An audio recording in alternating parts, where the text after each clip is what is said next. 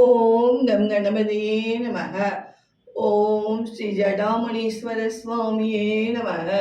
ஓம் ஸ்ரீ குருவாயூரப்பனே நமக. அனைவருக்கும் அன்பு வணக்கம். மா மா தூங்கிட்டீங்களாம்மா என்று எழுப்பினாள் பானு. என்னம்மா பானு, என்னாச்சும்மா? இப்பத்தான் லேசா கண்ண சென்றேன் பானு. சொல்லுமா பானு என்றாள் அம்மா அமுதா. மா, நானும் நல்லா தூங்கிட்டேன்மா.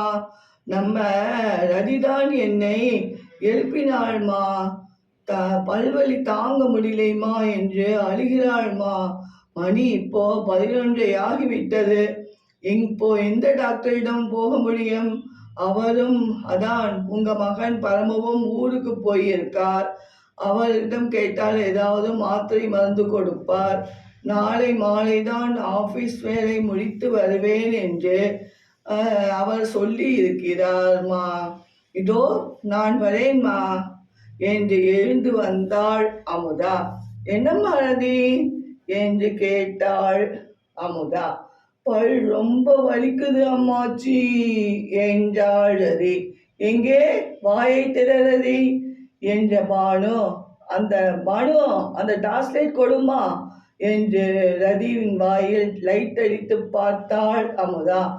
ஆமா, அந்த கடவாய்ப்பல் சொத்தையாக ஆரம்பிக்கிறது என்றாள் அமுதா. பானு, என்னுடைய ஹேண்ட்பேக் கொண்டு வாமா என்றாள் அமுதா. இந்தாங்கம்மா என்றாள் பானு. செக்கு நல்லெண்ணெய் ஒரு சின்ன தட்டு, பஞ்சு கொண்டு வா பானு என்றாள் அம்மா அமுதா. இந்த ரதி, இந்த மாத்திரை போட்டுக்கோ என்று தன்னிடம் இந்த காம்பிஃபிரம் பல்வலி மாத்திரை பாதி கொடுத்தாள் அமுதா. மாத்திரை போட்டுக்கொண்டாள் ரதி.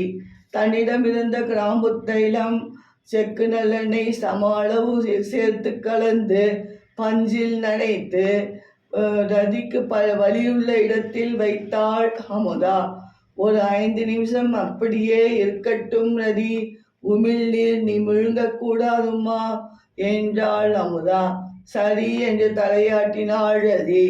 5 நிமிடம் கழித்து பஞ்செடுத்து விட்டு வெதுவெதுப்பான சுடுநீரில் கல் உப்பு போட்டு வாய் கொப்பளிக்க சொன்னாள் அமுதா.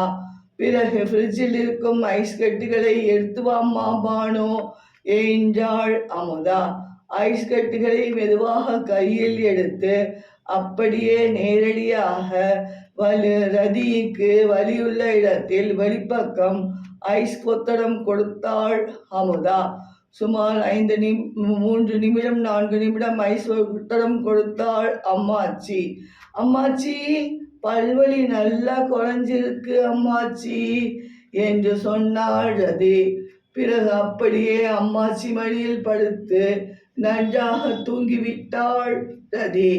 மெதுவாக அவளை தலையணிக்கு மாற்றினாள் பானு. மா, நீங்க போய் தூங்குங்கம்மா என்றாள் பானு. மா, நீங்க மட்டும் சரியான நேரத்தில் நேற்று ஊரிலிருந்து வந்திருக்காவிட்டால் இந்நேரம் என்னை ரதி படாத பாடுபடுத்தியிருப்பாம்மா என்றாள் பானு. நம்ம கவிதாதான் எனக்கு பல்வலிக்கு கிராம்பு தைலம் வாங்கி தந்தாம்மா. மாத்திரையும் அவள்தான் வாங்கி தந்தா. நான் போட்டு மீதி இருந்த பாதி காம்பிஃபிலம் மாத்திரை ரதிக்கு கொடுத்தேன்மா. இதெல்லாம் பாட்டி வைத்தியம். எல்லாமே நாம் தெரிஞ்சு வச்சுக்கிறது நல்லதுதான் பானு. நடுராத்திரியில் நாம் எந்த டாக்டரிடம் போக முடியும் என்றாள் அம்மா அமுதா. ஆமாம்மா, நீங்க சரியா சொன்னீங்கம்மா. நானும் உங்களிடமிருந்து எல்லாம் தெரிஞ்சுக்கிறேன்மா என்றாள் பானு. காலையில் ரதி எழுந்தவுடன், அம்மாச்சி, உங்களால் தான் நான் நைட் பல்வலி இல்லாமல் தூங்கினேன். ரொம்ப தேங்க்ஸ் அம்மாச்சி என்றாள் ரதி. இது போன்ற வீடியோ காண சப்ஸ்கிரைப் செய்து கொண்டு தொடர்ந்து கண்டு களியுங்கள். நன்றி, வணக்கம்.